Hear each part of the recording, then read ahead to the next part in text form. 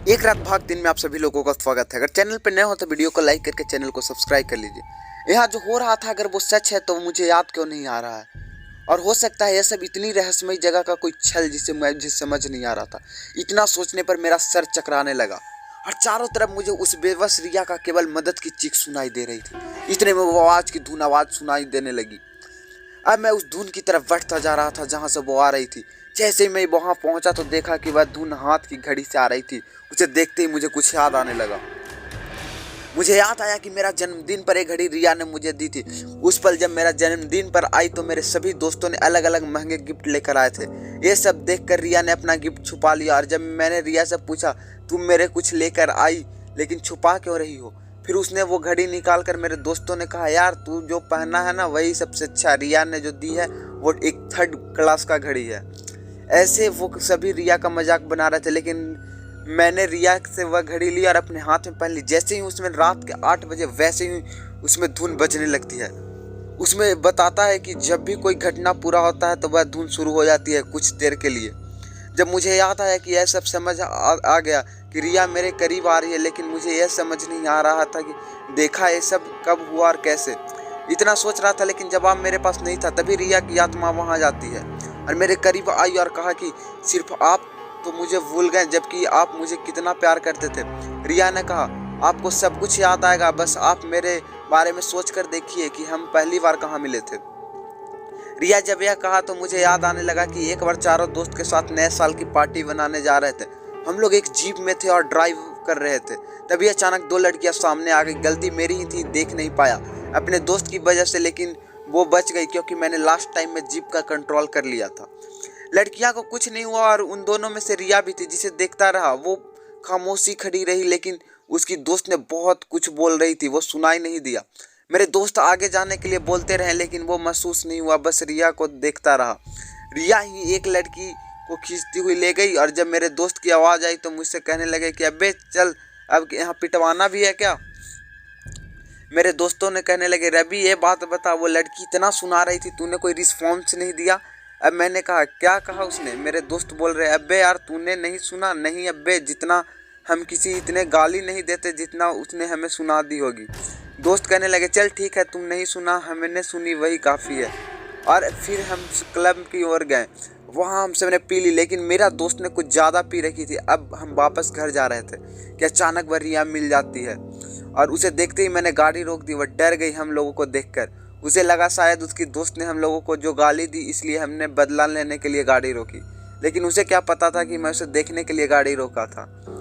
मैंने रिया को कहा जरा आप इधर आने की कष्ट करेंगी। डरती हुई मेरे पास आई और जब मेरे दोस्त ज़्यादा पिए हुए थे इसलिए किसी को होश नहीं था। रिया मैं से पूछता, वो डर कर पड़ी। हमारे दोस्त की गलती, उसे माफ़ कर दो, मुझे भी दोबारा ऐसी गलती नहीं होगी।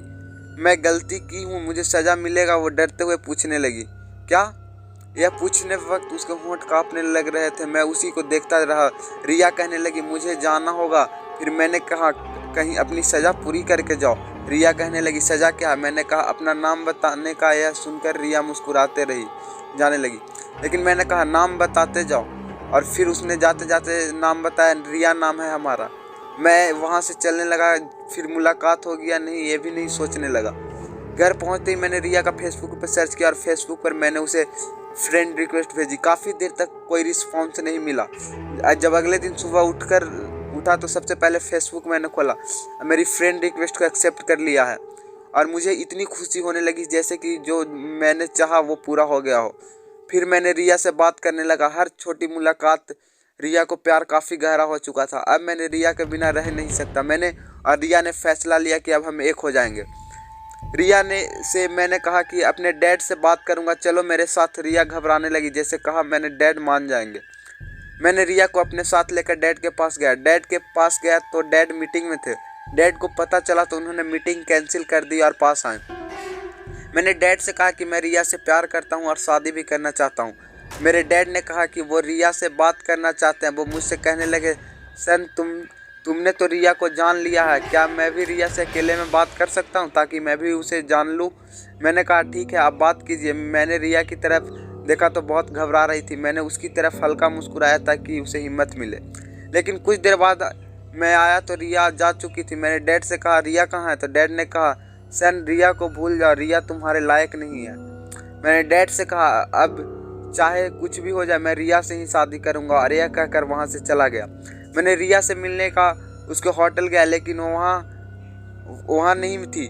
मैंने वहाँ पूछा तो पता चला कि किसी दोस्त के यहाँ रहेगी, लेकिन मैं जानता था कि अनाथालय के हॉस्टल में के बाहर केवल मैं ही दोस्त था, फिर वो कहाँ गई होगी। मैंने हॉस्टल वार्ड से उसका पता पूछा तो उसने कहा उसको कोई पता नहीं लिखाया। मैंने रिया को ढूंढता, फिर शाम तक वहीं गई, लेकिन वो नहीं मिली। फिर मैंने देखा कि एक बस स्टॉप पर बैठी हुई थी। मुझे चैन मिला कि उसके पास गया तो बहुत रो रही थी। तो मैंने उससे कहा कि क्या हमारा प्यार इतना ही था कि तुम मुझे छोड़कर चल जाओ। रिया ने कहा रवि तुम हमारे लायक नहीं हो जाओ, हम तुम्हारे लायक नहीं हैं। मैंने कहा किसने कहा तुम मेरे लायक नहीं हो। मैंने रिया से कहा तुम मेरी हो और मरते दम तक तुम्हारे साथ रहूँगा। यह कहकर मैंने रिया को सीने से लगा लिया। जब रिया मेरे सीने पर सर रखते हुए पूछा तुम मेरे कसम से मेरे डैड क्या कहा। रिया ने सीने पर सर सटाकर मेरी तरफ देखती लगी और रोने लगी और कहा कि मेरी जैसी लड़की तुम्हारे साथ एक रात बिता सकती है लेकिन ज़िंदगी नहीं। सब उसने एक कहा तो मैंने उसके थप्पड़ दिया और उसने कहा क्या कर रही हो ये।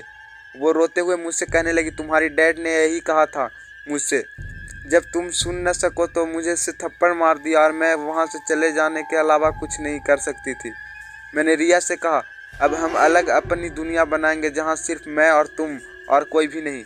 और इस तरह मुझे सब याद आया और रिया ने आत्मा मेरे सामने थी और उसे देखकर कहने लगा कि तुम्हारे लिए कुछ कर ना सका, मुझे माफ़ कर दो, मैं तुमसे बहुत प्यार करता हूँ। रिया ने कहा हाँ रवि मैं जानती हूँ तुम मुझसे बहुत प्यार करते हो, लेकिन तुम्हारी जान को तुमसे तुम्हारे उन लोगों गलत दोस्तों ने दूर किया है, उसको सज़ा मिलनी चाहिए। मैंने रिया को कहा तुमने ठीक कहा, लेकिन मैंने रिया से कहा इस जगह तो सिर्फ तुम्हारे अलावा कोई नहीं जानता, तो मेरे दोस्त को कैसे पता चला था। नेक्स्ट पार्ट के लिए चैनल को सब्सक्राइब कर लीजिए।